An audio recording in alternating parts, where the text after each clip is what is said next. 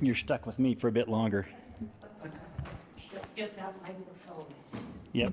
So we're going to test this. Is it? We're good? Is the microphone okay? We good? All right. This reflection is called When Beauty Needs a Lift and You're the Designated Driver.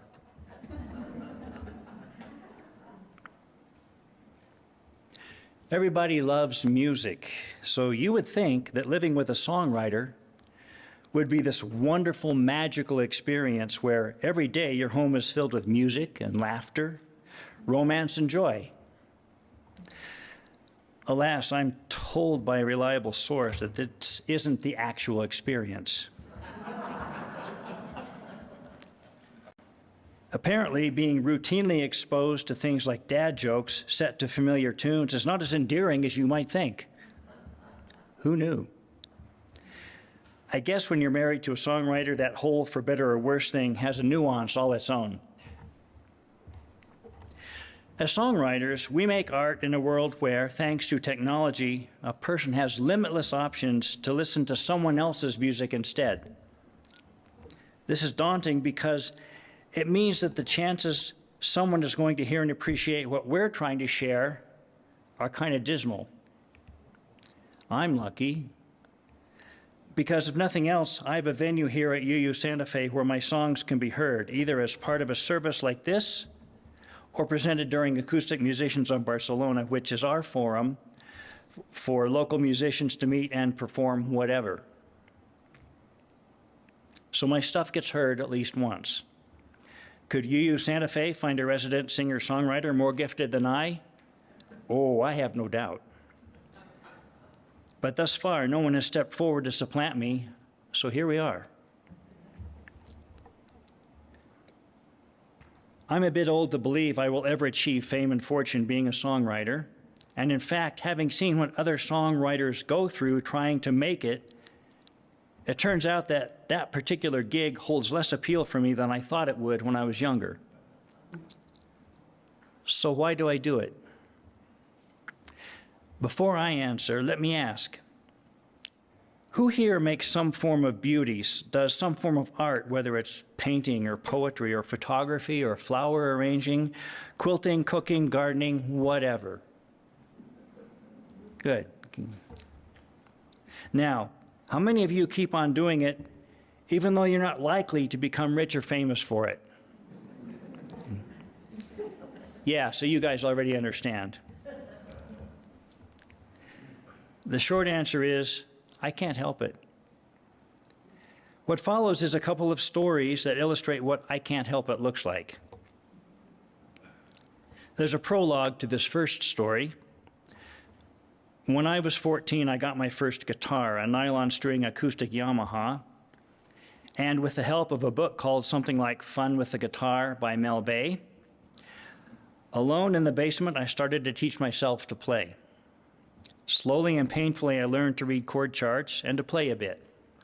I began to learn some of the folk and popular songs I wanted to sing, at least the real simple ones. My role models for music were the performers on albums. Like many teens, I would listen to albums for hours and sing along. But being pretty shy, I didn't really play and sing for others. I guess you could say I was a closet musician. Even so, I was one who harbored dreams of moving people with music like I had been moved, listening to all those albums after school. As an example, I completely wore out Neil Diamond's double album of the concert Hot August Night and had to buy another. Fast forward a couple of years, and I finally screwed up my courage to do some song or other amongst some friends at a church youth retreat. Those listening seemed a bit underwhelmed. And the general impression of that little debut was best summed up by my closest friend, a youth leader I really looked up to, who shook his head, chuckled, and told me, "You know, you really can't sing."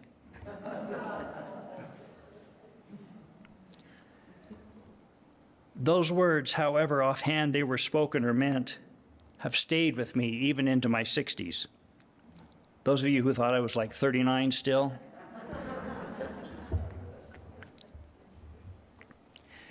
That could have been the end of it, except that with music, I can't help it. You know, the gods are a goofy lot, putting a drive within our soul, yet often equipping us with mediocre talents to actually express that drive. I needed to do music, and part of that was being able to sing. So I decided to believe that I could learn to sing, just maybe needed a bit more time working on it. I doubled down, singing softly to myself in the basement, not yet recognizing that what I heard in my head wasn't necessarily what I would experience if I were a listener within earshot. As an aside, I like it within my head. It's nice in there. People don't come and drag me off my cloud in there. Okay, now the story. Fast forward to the summer of 1977. I'm 19 and working as a cabin counselor at Camp Nebagaman for boys in northwestern Wisconsin. I mentioned Wisconsin here so you'd know that I, too, have been to exotic places in my life. I brought my guitar to camp with me, and after hours I'd play quietly and often alone, but sometimes I'd play with a friend who was another counselor, David. A bit younger than I, he was a pretty good player already, and if I played quietly, the sound of his guitar would shine through, masking my rudimentary playing, and thus, we'd make a bit of music.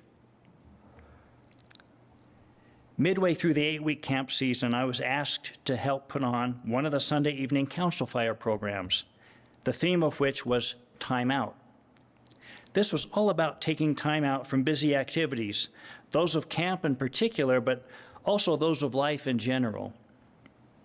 Just take time out to be instead of constantly doing all the time.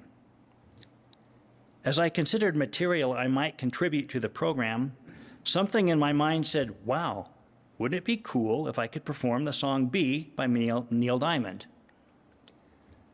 Some of you may have heard that song recently.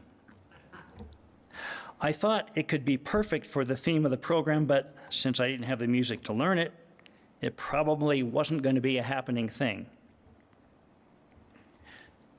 I mentioned earlier that the gods are a goofy lot. Not long after wishing I could do the song, I was passing by the piano in the rec hall, and there, perched above the keyboard, I saw a music book containing all the songs from the Jonathan Livingston Seagull soundtrack, including, of course, Be, with guitar chords. I still can't explain how or why that book was there, but I knew I had a dilemma. All the pieces were in place for me to step forward and act like the musician I'd always dreamed of being. Or, conversely, I could chicken out. But then I'd always wonder, forevermore, could I have done it? I borrowed the music book for a while. When preparing to unveil our innermost dreams to an audience, the textbook approach is to pick an audience that is known for its sensitivity, its graciousness, and above all, its forgiving nature. As anyone who has been an unathletic, shy person in gym class can tell you, middle school-aged boys aren't the first candidates one thinks would fit such a profile. This wasn't lost on me. But we don't always get to design the moments that choose us, do we? I got to work quietly trying to learn the song. As the night of the council fire program drew near, I thought it might be useful to take my guitar out to the little amphitheater in the woods so I could practice delivering my song where it was going to be performed. The evening was nearly dark, and as I'd hoped, no one was around. Now, closet musician that I was, up to this point, I hadn't actually sung the song at even a speaking voice level. So I wanted to give really singing it a try. I strapped on the guitar, strummed the intro, raised my voice, and sang like I thought I should. My voice was completely and utterly lost in the space between where I stood, the wooden benches that would hold the audience, and the surrounding woods beyond. Okay then. Well, that wasn't going to work, so what to do? After a brief ponder, I vaguely recalled something about how people who needed to sing or speak to an audience did something called projecting. I guessed I was going to have to try that. Take two. I strummed the intro, took a deep breath, and projected for all I was worth. Like this.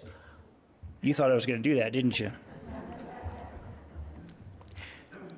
In most languages, there are separate words people use to describe different phenomena, and my own native language of American English is no exception.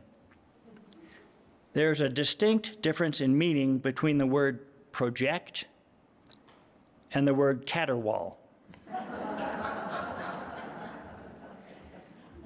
In the shocked silence that followed my outburst, I became aware of two things. One was a soft rustling in the brush made by a small bird that had apparently fallen stunned from the sky and was struggling to regain his faculties. The other was a deep sense of foreboding. Maybe I really couldn't sing. I also began to suspect that the gods who orchestrated all this in the first place were enjoying quite a bit of mirth at my expense. This is what I can't help it looks like.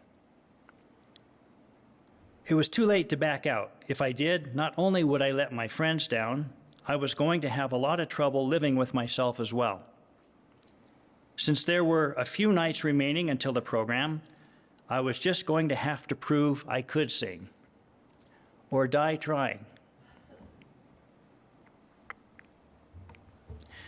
One remote part of the camp property was the end of the fishing dock that extended out into Lake Nebagaman, and it was there I began to go every night to practice. I needed a place where I could attempt to sing, fail, and try again in relative isolation. By this point in the camp season, I was pretty tired, but I was also driven. I had to get this right. So every night there I was on the fishing dock, practicing over and over again until my fingers ached and my voice was giving out. During those sessions, I did notice that no one was coming to avail themselves of any night fishing opportunities while I was there. And this is unfortunate because really, especially in the earlier days, they could have easily got their limit by swishing a net across the surface of the water to collect the stunned fishes that had floated to the top. Panfish, bass, walleye, you name it, I believe they were all there. During one of my last practice sessions on the fishing dock, I found myself beginning to believe I was making progress, that I might actually be able to pull this off.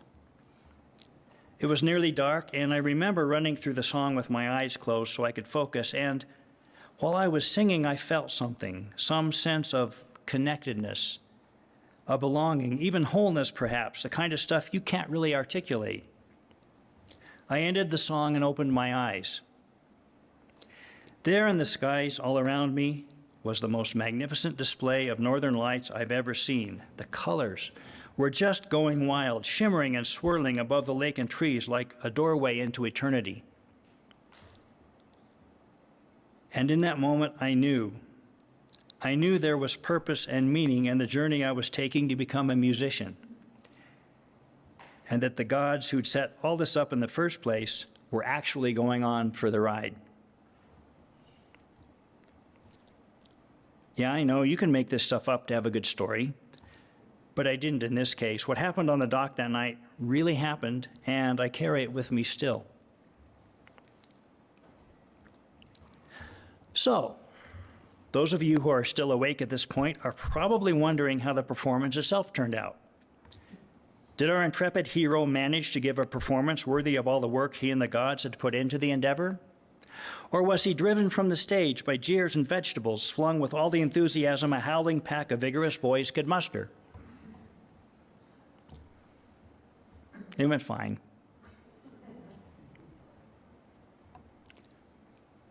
For those of you who think such a terse ending is a bit anticlimactic and you'd like a little more detail, here's this. My friend David played alongside me, so we had more interesting guitar accompaniment, and I sang the whole thing with my eyes closed because I was terrified. Yet, when the last note faded and I opened my eyes once more, there was ample applause, and I felt it was genuine. I don't remember too many details beyond that other than to say the audience surprised me. There's more to boys than just what we remember from gym class.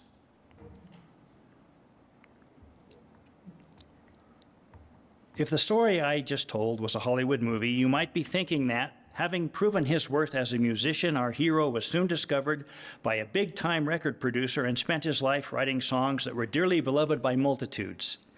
His records sold in the millions, and he and his band toured the world doing concerts for throngs of adoring fans until, having achieved the fame and wealth that was his due, he settled here in Santa Fe to live out his golden years, basking in the glory that had been his dream. I'm pretty sure that none of you is convinced that the man standing before you is either rich or famous.